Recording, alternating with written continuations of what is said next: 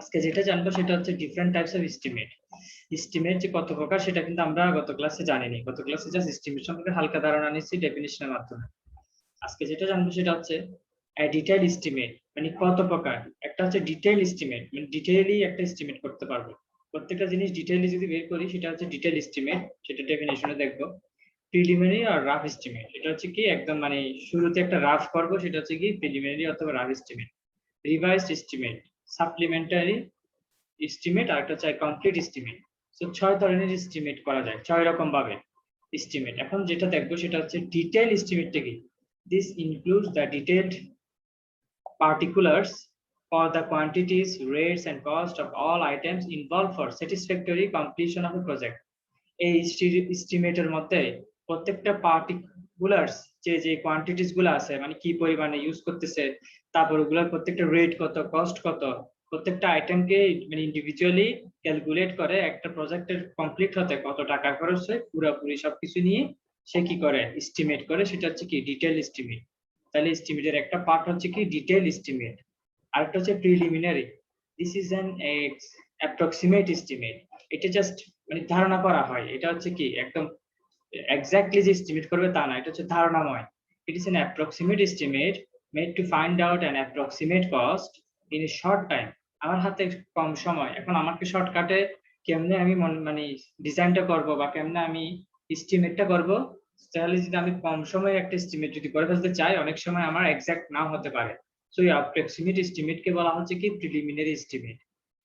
Thus, enable the responsible authority concerned to consider the financial aspect of the scheme for according section to the same. অর্থাৎ যেটা বলা হলো, আমার হাতে সময় আছে 1 সপ্তাহ, এখন আমাকে আমার ক্লায়েন্টকে আমার এস্টিমেটের চার্টটা দিয়ে বলতে হবে যে, মানে সে 1 সপ্তাহ পর দেশ ছেড়ে চলে যাবে সাপোজ, তাকে 1 সপ্তাহের মধ্যে আমার এস্টিমেটের চার্টটা দিয়ে, এস্টিমেটের স্পেসিফিকেশনটা দিয়ে আমাকে তাকে বলতে হবে যে আমার এটাই হইতেছে প্রপোজাল, এখন আপনি কাজ শুরু করবেন কিনা বা আপনি আগ্রহ কিনা।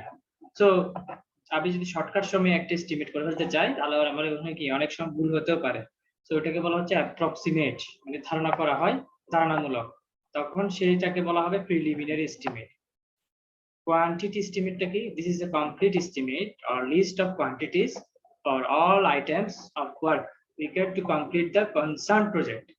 এটা হচ্ছে একটা কমপ্লিট এস্টিমেট, অথবা ওই প্রত্যেকটা লিস্ট থাকবে কোয়ান্টিটিস গুলার, যে প্রত্যেকটা ওয়ার্কের লিস্ট থাকবে required to complete the concern project. অর্থাৎ কোয়ান্টিটি এস্টিমেট মানে কি, একটা প্রজেক্টে যত রকমের ম্যাটেরিয়াল ইউজ করা হলো প্রত্যেকটা জিনিসেরই যদি কমপ্লিট এস্টিমেট থাকে, সেটাকেও বলা হচ্ছে কি কোয়ান্টিটি এস্টিমেট। মানে এটা অনেকটাই ডিটেইল এস্টিমেটের মতোই আর কি। এখানে জাস্ট কোয়ান্টিটির কথা উল্লেখ করা আছে বলেই এটা ডেফিনিশন হয়ে গেছে quantity estimate. Revised estimate. Revised estimate is a detailed estimate for the revised quantities. এটা হচ্ছে কি আমার যে কোয়ান্টিটি এস্টিমেটটা করছি, আচ্ছা কোয়ান্টিটি না, যে ডিটেইল এস্টিমেটটা করছি প্রথমেই, ঠিক আছে, ওভারঅল সবকিছু নিয়ে, তাহলে revise estimate is a detail estimate for the revise quantities and the rates. তাহলে ওই জিনিসটাকে আবার রিভাইজ করলাম, ওই জিনিসটাকে যদি আবার পুনরায় ঠিক আছে কিনা সবকিছু যদি নাড়াচাড়া করে দেখলাম, তখন সেই এস্টিমেটটাকে বলা হবে রিভাইজ এস্টিমেট। তাহলে ডিটেইল এস্টিমেটটাকে পুনরায় যদি আমি আবার রিভাইজ করে এস্টিমেট করি, ঠিক আছে, প্রত্যেকটা কোয়ান্টিটি এবং রেটের প্রত্যেকটা ওয়ার্কের accordingly originally provided in the estimate without material deviations of a structure nature from the design originally approved for a project. মানে বলা হলো যে ডিজাইন যা আছে ওই ডিজাইনটাকে নাড়বো না, ডিজাইনটা সবকিছু ঠিক রেখে যদি আমি আবার ওই ডিটেইল এস্টিমেটটাকে পুনরায় যদি আবার রিভিউ করে যদি আবার আরেকটা এস্টিমেট দাঁড় করাই, মানে সেম কোনো কিছু নড়াচড়া হবে না, জাস্ট একটু রিভাইজ করলাম, সেই এস্টিমেটটাকে বলা হয় রিভাইজ এস্টিমেট। তাহলে এটা হচ্ছে মৌলিক কোনো এস্টিমেট না, এটা হচ্ছে যে এস্টিমেটটা আগে বানিয়ে ফেলছি ওটার উপরে আরেকটা রিপোর্ট দেয়া। সাপ্লিমেন্টারি এস্টিমেটটা কি?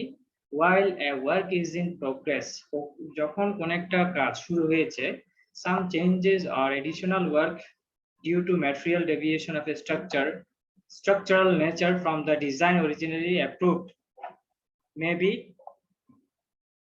thought necessary for development of a project.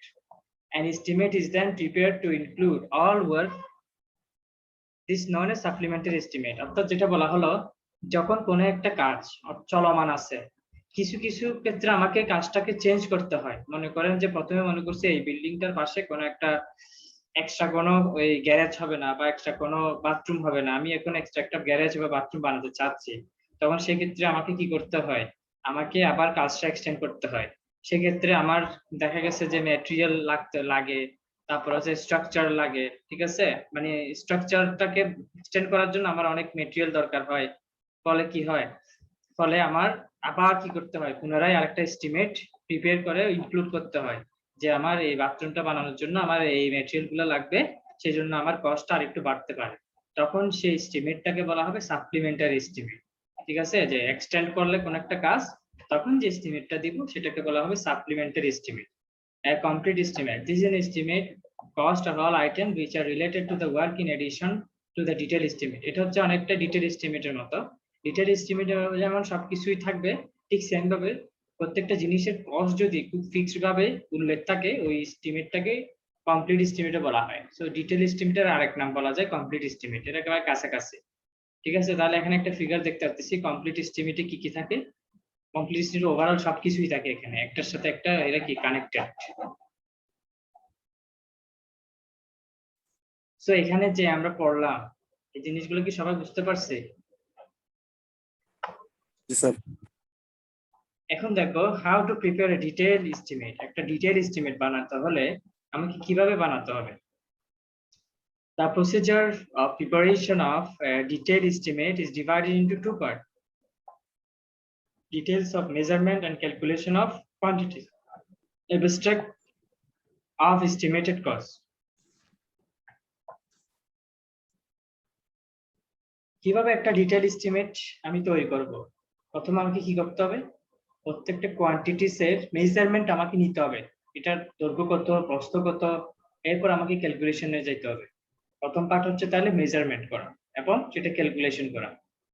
দ্বিতীয়টা হচ্ছে অ্যাবস্ট্রাক্ট করা কোন জিনিসটা, প্রত্যেকটা জিনিসের এস্টিমেটেড কস্টটা অ্যাবস্ট্রাক্ট অর্থাৎ এই তালিকাবদ্ধ করা। তো এই জিনিসগুলোর ডিটেইলস এখন করব। প্রথম যেটা করেছি যে ডিটেইল এস্টিমেট যদি আমি বানাতে চাই, আমাকে কি দেখতে হবে, তাইলে ক্যালকুলেশন করতে হবে এবং মেজারমেন্ট নিতে হবে। তাহলে include respective measurement for dimensions of all individual item. প্রত্যেকটা জিনিসকে আলাদা আলাদা আলাদা করে ধরতে হবে, জানালা দরজা প্রত্যেকটা জিনিস। ঠিক আছে, আমরা তো দেখে আসছি সবগুলো, তা আলাদা আলাদা করে প্রত্যেকটা জিনিসের মেজারমেন্ট নিতে হবে। Involved in the whole work are taken off from the drawing of the work. আমার কাছে যে ড্রয়িংটা আছে ওই ড্রয়িং থেকে আমি প্রত্যেকটা জিনিস আলাদা আলাদা করে নিব। And entered in the respective column of a standard measurement. আচ্ছা, আমাকে একটা কলাম বানিয়ে ফেলতে হবে। এরকম কলাম বানিয়ে আইটেমটা কি, ওই জিনিসটা সম্পর্কে আইটেম 1 দিলাম, 2 দিলাম, ডেসক্রিপশন সম্পর্কে লিখলাম, এটা হচ্ছে উইন্ডো, এটা হচ্ছে ডোর।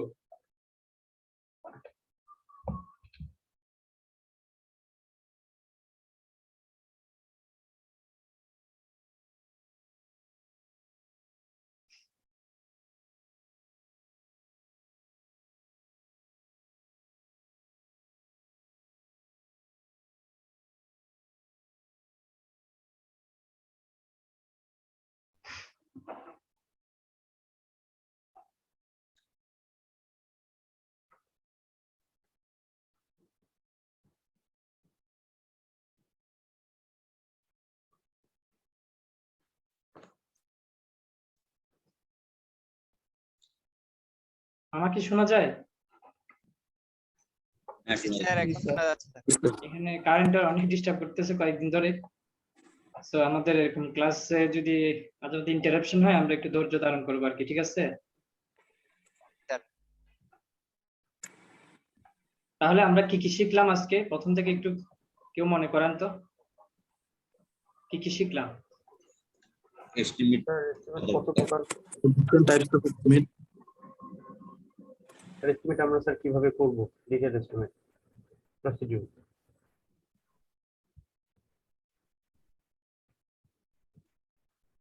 আমরা এস্টিমেটের বিভিন্ন প্রকারভেদ সম্পর্কে দেখেছি। তার মধ্যে এখন যেটা দেখতেছিলাম যে ডিটেইল এস্টিমেটটা করতে হলে আমাকে কিভাবে আমি প্রথম থেকে শুরু করব। ডিটেইল এস্টিমেট প্রথমে আমাকে কি জানতে হবে, প্রত্যেকটা আইটেম আলাদা আলাদা করতে হবে আমাকে।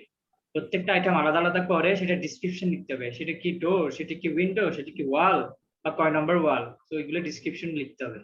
তারপর হচ্ছে আমার লেংথ, এটার দৈর্ঘ্য প্রস্থ, এটার হাইট, এগুলো লিখতে হবে। মনে করেন উইন্ডো যদি 4টা থাকে, এখানে কোয়ান্টিটিস এর জায়গায় 4 লিখবো। এভাবে করে আমাকে একটা কলাম বা একটা চার্ট আমাকে মেনটেন করে যেতে হবে। সেটা হচ্ছে ডিটেল যে এস্টিমেট, এটার প্রধান যে কন্ডিশন সেটা হচ্ছে মেজারমেন্ট গুলো নিতে হবে এবং এরপরে ক্যালকুলেশন করতে হবে যে কয়টা আছে। প্রথম একটা পার্ট গেল। দ্বিতীয় পার্ট যেটা সেটা হচ্ছে কি অ্যাবস্ট্রাক্ট। প্রত্যেকটা জিনিস কত টাকা আসবে, কোয়ান্টিটির পর আমার হচ্ছে ডাইমেনশন বের করা। কোয়ান্টিটির জন্য ইজ দ্য একটা part, the cost of each quantity computed in the tabular form known as abstract form. So নিয়ে যদি তাদের অ্যামাউন্টটা বের করি কত টাকা আসতে পারে, সেটাই হচ্ছে মেইনলি কি abstract, and are added all together to প্রত্যেকটা জিনিসের অ্যামাউন্ট যদি আমি পেয়ে যাই, তাহলে total this estimated cost of work is increase by 2 to 5। হয়েছে হঠাৎ করে যে কোনো জিনিস পুরো কস্টের কন্টিজেন্সিস, এই জিনিসটা করব। হ্যাঁ হ্যাঁ, কন্টিজেন্সিস মানে তাহলে কি, মানে এটা হচ্ছে কি রাইট, হঠাৎ করে আমার টাকাটা বেড়ে গেল, জিনিসের দাম বেড়ে গেল, সো আমার এস্টিমেটটা কি দাম বেড়ে যেতে পারে, যা ধরছি তার থেকে একটু বাড়াই করতে হবে, ঠিক আছে। To maintain additional supervising staff at work site call work charged. So দেখা গেছে যে যারা স্টাফ আছে এদেরকে দেখভাল করার জন্য সুপারভাইজিং নিয়োগ দিতে হয়। সো এই জিনিসটাকে বলা হচ্ছে work charge. Establishment a further amount 2.5% is directly charged to the estimated prepared from item of work. So যেটা বলা হচ্ছে এই যে সুপারভিশন ফির জন্য আমাকে ধরতে হয় যে 2.5% বাড়তি টাকা। Thus, by summation of cost beyond obtained by adding all item contingencies and work charge establishment, a detailed estimate is prepared. যেটা বলা হলো প্রত্যেকটা আইটেমের দাম তো আমি করে জিনিসের দাম বাড়তে পারে, সেই যে লোকবল যে কাজ করতেছে এদেরকে কাছে কাজ ঠিক মতো ডিটেইল এস্টিমেটটা প্রিপেয়ার করি। সো আমাকে কেউ একজন তাহলে বলেন যে ডিটেইল এস্টিমেট। এখন যেটা দেখবো সেটা হচ্ছে যে ডিটেইল এস্টিমেট যে করলাম, ডিটেইল এস্টিমেট গুলা কোন কোন ফ্যাক্টর গুলোর উপর ডিপেন্ড করতেছে। কোয়ান্টিটি অফ ম্যাটেরিয়াল, ম্যাটেরিয়াল কয়টা আছে, ঠিক আছে, এইটার উপর ডিপেন্ড করবে। মানে ওই ম্যাটেরিয়াল গুলো অ্যাভেলেবেল আছে কিনা এখন, ওটাও একটা ফ্যাক্টর। এই ম্যাটেরিয়াল গুলো যে নিয়ে আসবো এটা ট্রান্সপোর্টেশনটা কেমন, ইজি হচ্ছে কিনা, বা নাকি ট্রান্সপোর্ট করতে আমার অনেক টাকা লেগে যাচ্ছে, এটাও একটা ফ্যাক্টর। লোকেশন অফ সাইট, দেখা গেছে যে ওই সাইটে যাইতে আমার অনেক কষ্ট যাইতেছে, হয়তো বা পাহাড়ি এলাকা, হয়তো বা ওই জায়গায় পানি বন্যা হইতেছে। তো এই সাইটটাও একটা কি মেজর একটা কি পয়েন্ট। দেখা গেছে যে আমার গ্রাম থেকে দেখা গেছে কি সব মানে শহর থেকে গ্রামের দিকে যাইতে হবে ওই সাইটের জন্য মালামাল, তাহলে আমার কি ট্রান্সপোর্টেশন একটা ফ্যাক্টর। আবার ওই সাইট যদি একটু দুর্গম এলাকায় হয়, আমি ইজিলি অ্যাক্সেস করতে পারতেছি না, তো আমার দাম এমনি বেড়ে যাবে। তো এগুলো কিছু ফ্যাক্টর আর কি। লোকাল লেবার চার্জ, দেখা গেছে এক একটা এলাকায় এক এক রকমের রেট, তো এটা একটা ফ্যাক্টর আর কি। তো দেখা গেছে এক গ্রামের এক জায়গায় কিছু লোক এই পরিমাণ চার্জ করে ডেইলি কাজের জন্য, আরেক জায়গায় দেখা গেছে কি এটা ডাবলও হয়ে যেতে পারে। সো লেবার চার্জটা কিন্তু ফ্যাক্ট। দেখতে হবে যে যে জায়গায় বিল্ডিং বানানো হচ্ছে বা যে জায়গায় প্রজেক্টটা করা হবে ওই জায়গায় ওদের চার্জ কত, এগুলো সবকিছু আগে স্টাডি করা লাগবে। সেই ফ্যাক্টর গুলো হচ্ছে main. Lump some item, sometimes a lump sum rate is provided for certain small item for which detailed quantities cannot be taken out easily. মাঝে মাঝে আমাকে কি কিছু লাম্প সাম রেট প্রোভাইড করতে হয় কি ছোট ছোট কিছু কাজের জন্য। তো দেখা গেছে কি এগুলাকে আমরা ইজিলি কি এগুলাকে আমরা ফিক্সড ভাবে কিন্তু ওখানে ক্যালকুলেট করতেছি না। It takes sufficient time to find the detail as front architectural or decoration work of a building, site cleaning, etc. যেমন দেখা গেছে আমার এক্সট্রা ডেকোরেশন করতে গিয়ে আমার কিছু ওই কি বলে কিছু আরো এক্সট্রা টাকা খরচ হয়ে যেতে পারে, অথবা পুরো বিল্ডিংটা করে ফেলছে, করার পর আমি যখন ওইটার সবকিছু ক্লিন করতে যাব ওই জিনিসটা কিন্তু অ্যাড করা হয় না। সো এইগুলোকে যে বলা হচ্ছে লাম্প সাম আইটেম। মাঝে মাঝে কিছু অন্যান্য এক্সট্রা কাজ করতে গিয়ে আমাকে কি আমার টাকা খরচ হয়ে যায়। তো ওই অন্যান্য ছোটখাটো কাজগুলোকে বলা হচ্ছে lump some. Main item of work for building estimate, কি আইটেম গুলো আছে মেইন, এগুলো তো আমরা অলরেডি পড়েছি তাই না। তো এগুলো আর রিপিট করতেছি না। আমাদের এখানে যা বুঝলাম 6 ধরনের এস্টিমেটের মধ্যে শুধু ডিটেল এস্টিমেট সম্পর্কে হচ্ছে ভালো করে বলা আছে। তার মানে আমরা যে সামনে এস্টিমেট গুলো করবো এগুলো ডিটেল এস্টিমেট হিসেবে করব, ঠিক আছে। সো বিল্ডিং এর একটা এস্টিমেট করার জন্য মেইন কি কি আইটেম গুলো আছে, প্রথমে এক্সকেভেশন, তারপর হচ্ছে মাটি ভরাট করা, তারপর হচ্ছে একটা ফাউন্ডেশনের জন্য করা, একটা হচ্ছে প্লিন লেভেলের জন্য করা, সো দুইটা আলাদা। তারপর হচ্ছে ফাউন্ডেশনের জন্য কি পরিমাণ কনক্রিট লাগবে, সয়েলিং কি পরিমাণ মাটি লাগবে, তারপর হচ্ছে ড্যাম প্রুফ কোর্সের জন্য কি পরিমাণ লাগবে, ঠিক আছে, মেসনরির জন্য, তারপর হচ্ছে আরসিসির জন্য আরসিসি ওয়ার্ক, শাটারিং সেন্টারিং এর জন্য, ফ্লোরিং, প্লাস্টারিং। সো এখানে এই পয়েন্টগুলো আমরা অলরেডি এই আগের লেকচারে আমরা দেখে আসছি যে একটা পুরো বিল্ডিং এর জন্য পার্ট টু পার্ট কোন কোন আইটেমগুলো আমাকে কাউন্ট করতে হবে। আর অ্যানালাইসিস অফ রেট এই জিনিসটা আমরা গত লেকচারে শিখে আসছি, সো এটা এখানে ডিসক্রাইব করব না। এখন আমরা একটা জিনিস দেখবো যে কোয়ান্টিটি অফ এগ্রিগেট মানে কি পরিমাণ লাগবে, এগ্রিগেট লাগবে, কি পরিমাণ স্যান্ড লাগবে, কি পরিমাণ সিমেন্ট লাগবে for different property proportion. So কি পরিমাণ লাগবে একটা একটা কাজ করতে গেলে, বা মিক্সারটা কেমন হবে সেই জিনিসটা হইতেছে কি বাইর করা, ঠিক আছে। যেমন এগ্রিগেট বলতে কি কোয়া কোয়া কতটুক লাগতেছে, স্যান্ড মানে বালি কতটুক লাগতেছে, সিমেন্ট কতটুক লাগতেছে সেই জিনিসটা বের করা। In the analysis of rate per cumec অথবা per cubic feet, at first the volume of 1 cubic has been considered in calculation. যে কোনো ক্যালকুলেশন করার আগে প্রথমে আমি ভলিউমটা 1 ধরে হিসাব করব। But it is difficult to access exactly the amount of each materials required to produce 1 cubic of wet concrete when deposited in place. যেটা বলা হলো আমি তো 1 কিউবিক ভলিউম ধরে ফেলতেছি প্রত্যেকটা কাজের জন্য, কিন্তু আমার যখন ভেজা আমি সবসময় ড্রাইতে প্রথমে হিসাবটা করব, তারপর আমি সেটাকে কিসে নিয়ে যাবো ভেজাতে কনভার্ট করব, ঠিক আছে। অর্থাৎ সেটা ওয়েট, ওয়েট মানে কি সেটা সিক্ত আর কি। সো শিখতে কাজের জন্য আমার অনেকটাই ডিফিকাল্ট হয়ে যায়, ঠিক আছে, ক্যালকুলেশনটা করা। সো তখন আমি কি করব, to find out the volume of cement sand aggregate assume 1 cubic of wet concrete needs, so যে 1 কিউবিকটা আগে ধরছিলাম তার কত লাগে এক্স্যাক্টলি 1.54 থেকে 1.57 অফ ড্রাই মিক্স। আচ্ছা আচ্ছা, আর যেটা বলতেছি যে 1 কিউবিকটা হচ্ছে আসলে ভেজার জন্য, ঠিক আছে, বা সিক্তের জন্য, কিন্তু সেটাকে যখন ড্রাইতে আমি ক্যালকুলেট করতে চাই, কারণ আমি তো এগুলো সব পাচ্ছি ড্রাইতে, ঠিক আছে, আমি তার ভেজা পাচ্ছি না। সো ড্রাইতে আমাকে সেটা কনভার্ট করতে হবে, ড্রাইতে যখন কনভার্ট করব আমি 1.54 দিয়ে এটাকে কি মাল্টিপ্লাই করব প্রত্যেকটা রেশিওকে।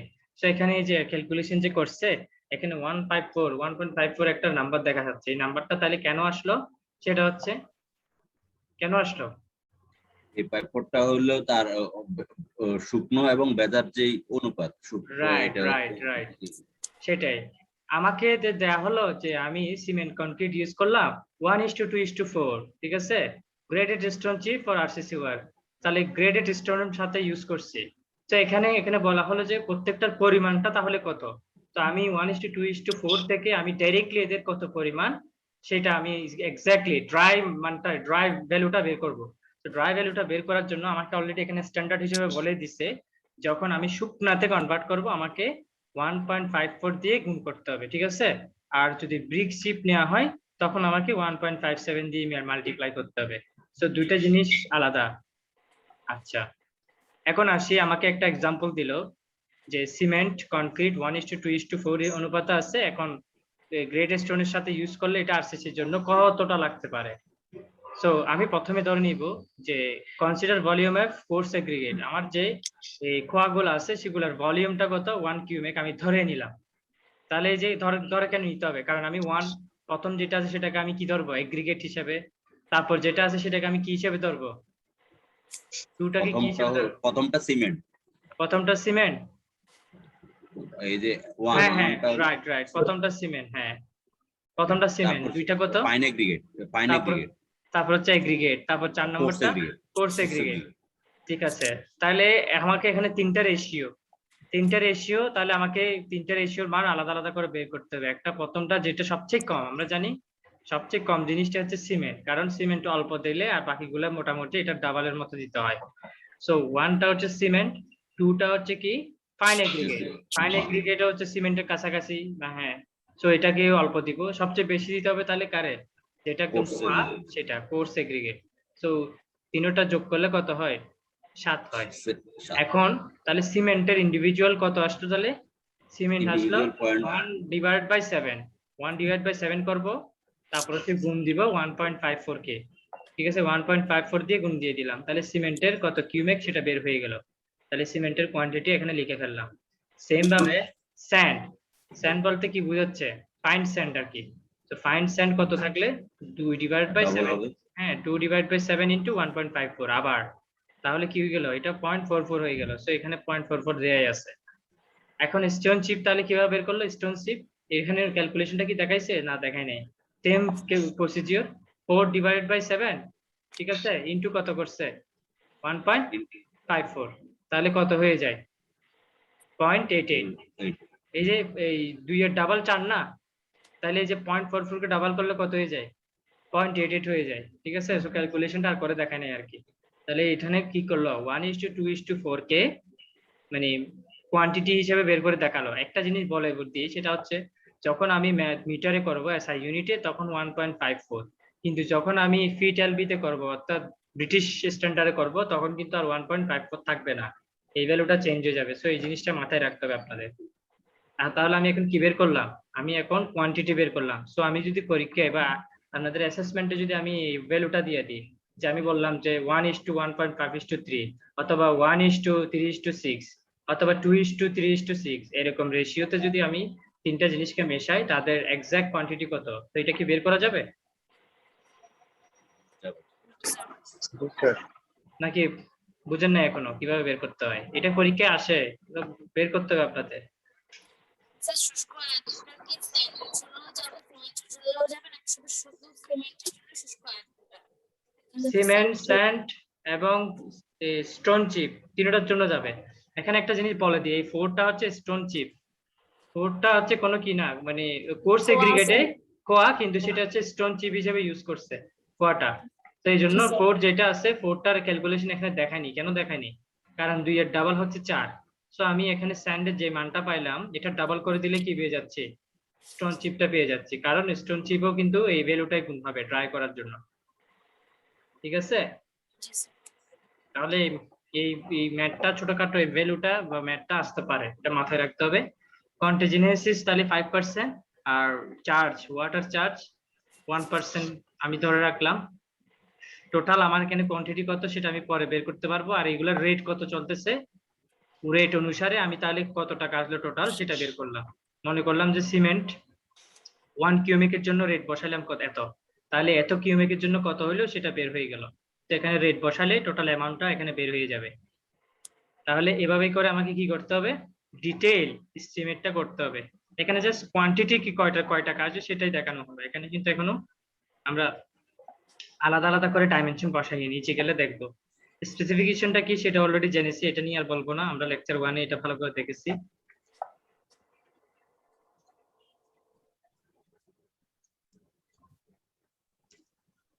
এখন যেটা দেখবো সেটা হচ্ছে different methods for estimating building work. একটা বিল্ডিং ওয়ার্ক করার জন্য আমাকে অনেকগুলা মেথড অ্যাপ্লাই করতে হবে, অনেকগুলা মেথড ফলো করতে হবে। যেমন long and short wall method, তাহলে একটা মেথড হচ্ছে কি লং এন্ড শর্ট ওয়াল, আরেকটা হচ্ছে সেন্টার লাইন মেথড, আর একটা হচ্ছে কি ক্রসিং মেথড। তো তিনটা মেথড সম্পর্কে এখানে অল্প অল্প লেখা আছে, এগুলো আমরা দেখবো। একটা বিল্ডিং তাহলে তিনটা মেথডে কি করা যায় এস্টিমেট করা যায়, long and short wall, centre line, আর হচ্ছে ক্রসিং মেথড। 4 নম্বরটা এখানে হবে না, এটা ভুলে আসছে। লং এন্ড শর্ট ওয়াল মেথডটা কি, in this method the longer wall is in a building are considered as long wall। একটা বিল্ডিং এ সবচেয়ে যে বড় ওয়ালটা আছে সেটাকে আমি স্ট্যান্ডার্ড হিসেবে মানে বাকি মাপগুলা নিব। সো ওই লম্বা ওয়ালটাকে বলা হচ্ছে কি long wall, and measured from out to out and the shorter wall। এবং ওই ওয়াল থেকে আমাকে কি পয়েন্ট টু পয়েন্ট ডিসটেন্স গুলো নিতে হবে, ঠিক আছে, শর্টার ওয়াল পর্যন্ত। In a perpendicular direction of the long wall আর কনসিডার এজ শর্ট ওয়াল।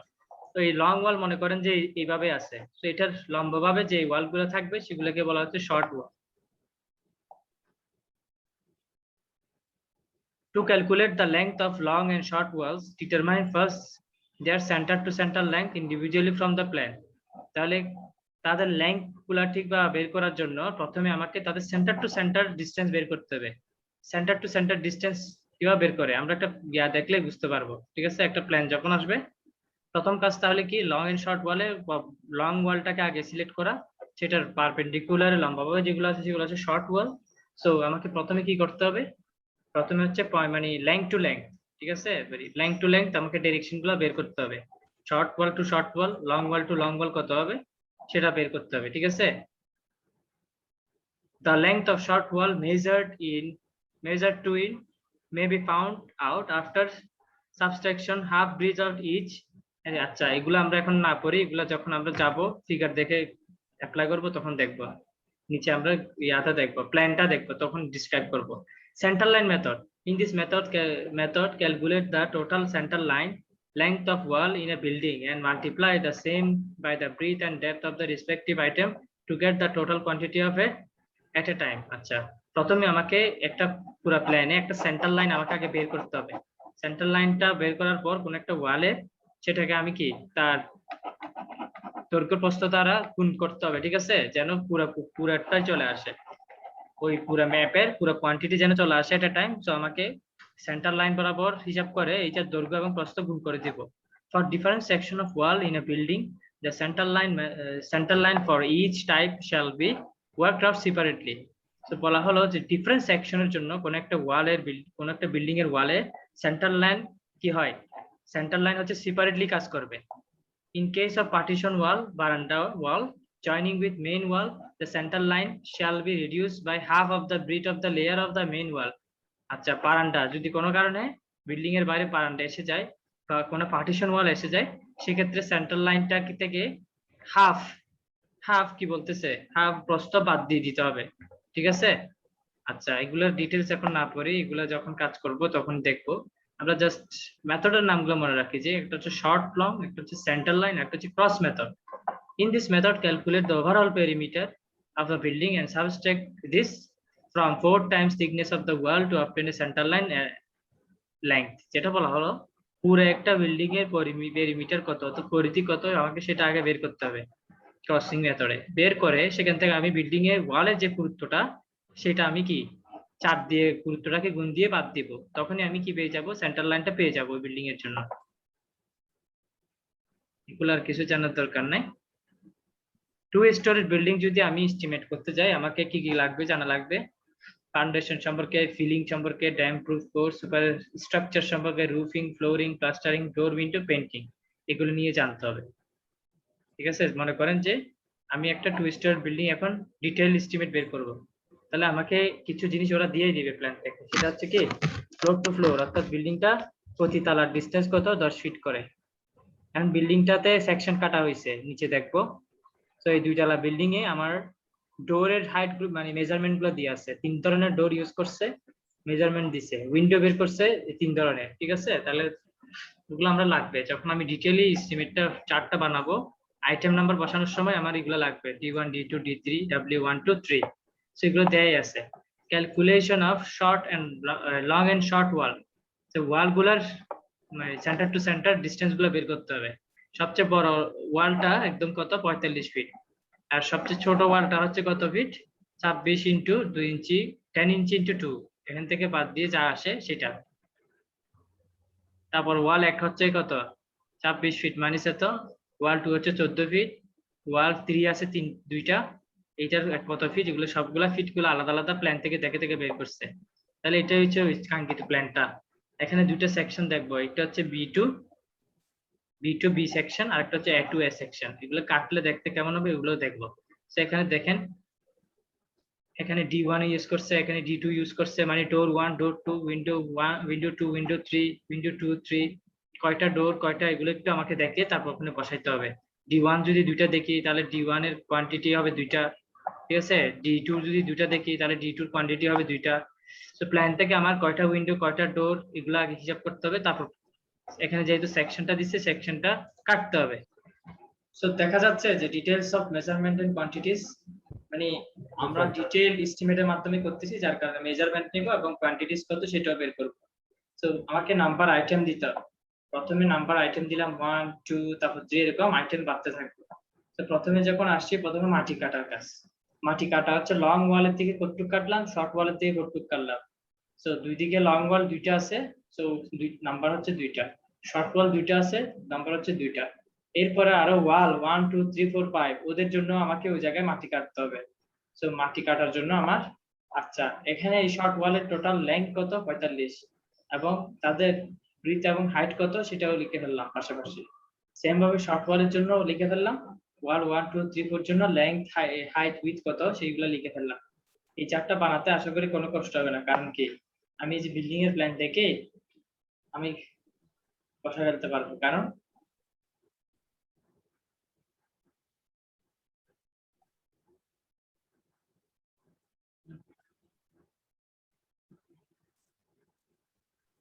এখানে একটা ওয়াল লং ওয়ালটা পুরোটা নিচ্ছে, শর্ট ওয়ালটা ওই যে লং ওয়ালের যে থিকনেসটা হ্যাঁ, তবে এখানে একটা কল দুইটা, আর এখানে জন্য কাটতে হবে, যে কাটতে হবে, সেই জন্য ওয়াল গুলোর নাম মেনশন করছে। তাহলে কোয়ান্টিটি এদের এটা 3টে মাপ আসবে। কোয়ান্টিটি বলতে তিনটা না মাপ না গুণ করলে কি 3টে মাপের কোয়ান্টিটি সাথে পেয়ে তার যাবো, ভলিউম গুলো? ইয়ার লাগবে না, কয়টা সংখ্যা লাগবে? হ্যাঁ, সংখ্যা সহ গুণ করতে হবে, তাহলে সংখ্যা। এইভাবে কোয়ান্টিটি বের হবে। তাহলে ভলিউম বের করব টোটাল কতটুক, কারণ মাটি কাটা সবসময় ভলিউমে করতে হয়। তিনটা ডাইমেনশন গুণ করে সেটা করে আমি কোয়ান্টিটিটা বের করলাম, যেটা ইউনিট সিএফটি, ঠিক আছে, কিউবিক ফিট। তারপর হচ্ছে পরে আমার টোটাল পরিমাণটা বের হলো, এবং লাস্টে এই পরিমাণ আর্টওয়ার্ক করতে হবে। তারপর হচ্ছে স্যান্ড ফিল বেডরুমের জন্য, বেডরুম আরেকটা দুইটা বেডরুম ছিল, ড্রয়িং ভরাট করতে হবে। সো এগুলোর প্রত্যেকটা কোয়ান্টিটি কি পরিমাণ সেটা এখান থেকে মাটি ভরাট করতে হবে। কি পরিমাণ ফিলিং করতে কি পরিমাণ আর্টওয়ার্ক করতে হবে, মাটি কাটতে হবে, যা দেখাইছে 5913। তার টোটাল এক্সকাভেশনটা লিখলাম, ফাউন্ডেশন দেওয়ার জন্য লাগবে এত, টোটাল উইথ লাগবে এত আর কি, যে পরিমাণ মাটি কাটছি বা মাটি এলাম, টোটাল অ্যামাউন্টটা পাইলাম, কোয়ান্টিটিটা পাইলাম। তার ব্রিক ওখানে ব্রিক ওয়ার্কের জন্য কোয়ান্টিটি পাইলাম, টোটাল এর জন্য মানে মাটি কাটার জন্য, আর হচ্ছে মাটি সিসি করে তাহলে একটা দুকিটে কিরকম কোয়ান্টিটি কি পরিমাণ লাগছে কোয়ান্টিটি অ্যামাউন্ট গুলো এখানে দেখাইছে। স্ল্যাবের লেংথ উইথ টোটাল অ্যামাউন্ট বের করছে। আর এখানে একটা জিনিস দেখায় কি পরিমাণ আসে সেটা দেখাইছে, ডোর ওয়ান সেটাও দেখাইছে, কনক্রিট দেখাইছে, সানশেডে কি পরিমাণ কনক্রিট দরকার সেটা দেখাইছে, ব্রিক ওয়ার্ক 11 রুমের জন্য আলাদা আলাদা করে বের করে দেখাইছে। তারপরে ব্রিক ওয়ার্ক ফাউন্ডেশনের জন্য কি পরিমাণ ব্রিক লাগতে পারবে সেটাও দেখাইছে। ওয়াল 1 2 3, আবার এখানে যদি বাদ দিতে হয় সুপার স্ট্রাকচারে, সেটা কি করছে, ব্রিক ওয়ার্ক গুলো ক্যালকুলেট করছে, প্রত্যেকটা রুমের প্রত্যেকটা ছোট ছোট ব্যালকনি বের করছে, শুধু অ্যামাউন্ট টাকা না কিন্তু, কি পরিমাণ কোয়ান্টিটিটা হচ্ছে বেসিক্যালি বের করছে। এখন আমি যে কোয়ান্টিটি গুলো পাইলাম, আমার এই ডিটেইল এস্টিমেটেড সেকেন্ডস গুলো বসানো হবে। সো আমি প্রথম নাম্বার বললাম এত কোয়ান্টিটি, তারপর কোয়ান্টিটি গুলোর সাথে আমার রেটটা কত চলতে আর কি। এই যে আমরা কি করলাম, ইউনিটের পাশাপাশি টেস্টের কি টেস্ট ডাইরেক্ট এস্টিমেটের জন্য এই দুটো চার্ট আমাকে ফলো করতে হবে। কেমনে করব,